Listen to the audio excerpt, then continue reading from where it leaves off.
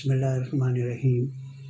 ये एक बहुत ही इम्पोर्टेंट और कम्प्लेक्स टॉपिक है जिसका के रिज़ल्ट भी पिछली जितनी फर्टिलिटीज़ हुई हैं केएसी की रेनफॉल में, तो उसमें भी फर्टिलिटीज़ में कहते हैं कि ये ग्राउंड फ्लड की वजह से है या लीकेज करंट की वजह से है। तो इसकी प्रोटेक्शन मुझे तो केएसी के नेटवर्क में कहीं पे भी नज़र नहीं आई, और मौत के ज़िम्मेदार भी कहा गया है कि भाई इसकी वजह से लीकेज करंट की वजह से ज़्यादा हुई है, और प्रोटेक्शन में ये लैग करती है और ये कम्प्लेक्स इशू है। नॉर्मली तो इसमें positive, negative and zero sequence currents calculate किए जाते हैं, उसमें प्रोटेक्शन की स्टडीज वगैरह की जाती है, लेकिन एक डीप स्टडी और गहरी। लेकिन सरसरी तौर पे मैं कुछ एक प्रेजेंटेशन देना चाहता हूँ कि इसके अंदर जो है ना क्या कहते हैं, इसका रीज़न क्या है। आपकी ओवरलोड प्रोटेक्शन लगी हुई है, शॉर्ट सर्किट प्रोटेक्शन लगी है, जिसको बोल्टेड फॉल्ट पे ही ट्रिप करते हैं वहाँ पे। लेकिन बाज़ औक़ात ऐसा आता है कि low magnitude fault current compare to that bolted fault, ये ब्रेकर ट्रिप नहीं करता। Arc energy release at the point of fault can cause much damage and may result in fire.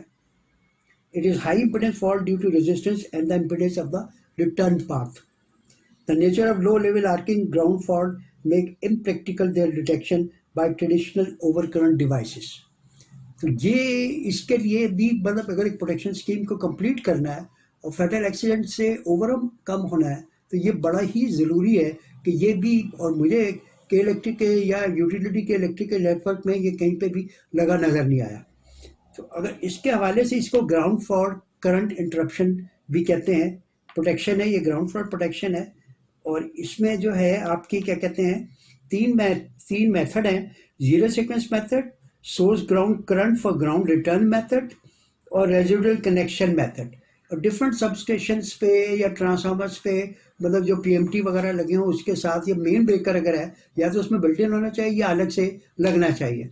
एक आध पिक्चर्स मैंने देखी है रिंगमैन यूनिट के साथ, ये अगर लगे भी हुए तो मुझे यकीन नहीं है कि ये अगर ग्राउंड फ्लड करंट ट्रप इसमें लगा ही नहीं लगा कोई प्रैक्टिकल इवन मतलब कि लोगों को इसकी नॉलेज भी नहीं है मेरे ख्याल में। तो मैं सिर्फ एक अवेयरनेस पैदा करना चाहता हूँ कि अगर फैटल एक्सीडेंट से बचना है तो ये बहुत ही ज़रूरी है यहाँ पे।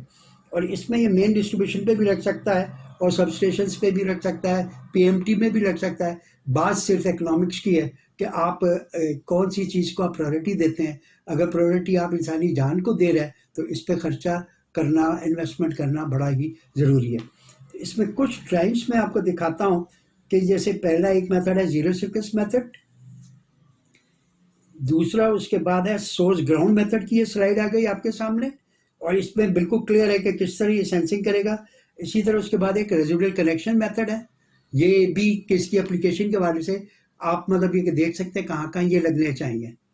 तो ये इसी तरह schematic diagram for ground protection on 3 wire system, और इसीलिए 4 वायर सिस्टम पे भी एक स्लाइड में आपको दिखा रहा हूँ कि इसके कनेक्शन किस तरह होने चाहिए। तो ये आपका सिलेक्शन डिपेंड करता है कि आप वोल्टेज फॉल्ट पर ट्रिप कराना चाह रहे हैं, लीकेज करंट पर ट्रिप कराना, और किसी भी पोल पे या घर पे ये मतलब ये कि लीकेज करंट की भी अगर बारिश होगी तो लीकेज करंट का होना आ सकता है, किसी तरीके से भी आ सकता है। उसके अगेंस्ट प्रोटेक्शन कैसे की जाए ये बड़ा ही ज़रूरी है। और अगर आप fatal accident coming raining season में इन चीज़ों से बचना चाहते हैं तो ये आपको स्कीम इम्प्लीमेंट करनी चाहिए।